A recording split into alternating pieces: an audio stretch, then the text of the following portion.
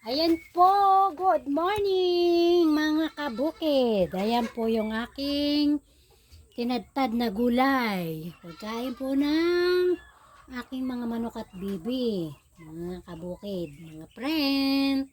Good morning po sa inyo. Ayan po yung aking mga bibi, mga kabukid. Ayan. Ayan po sila. Meron pa po doon sa kabila. Then dito po ay mga pabo ang mga nakaano diyan. Yan. Kaya yan po yung mga bibi ko. Yan. Sa mga may bet po ng barako diyan, kayo po ay bili-bili na. Bili-bili na po kayo. Nag-aasikaso po ako ng pagkain ng mga bibi. Lalagyan ko po ng tubig ang pagkain ng aking mga alagang manok. At imimix ko po yan para kain po nila. Ganyan po yung ginagawa ko everyday. Yan, minimix ko pong ginaganyan.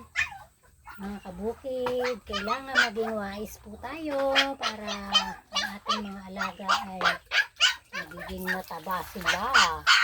Ayan, hindi na po makapagantay yung aking alagang mga aso, mga baby dog. Yan po, mimix-mix nyo lang na ganyan. May mga ano na po to, mga kanin, gulay, kinagtad na kangkong. Makikita nyo po dyan, sa aking comment, save po dyan, sa aking messenger, at mga YP, FYP. FYP po. Ayan. Panurin niyo po ako palagi.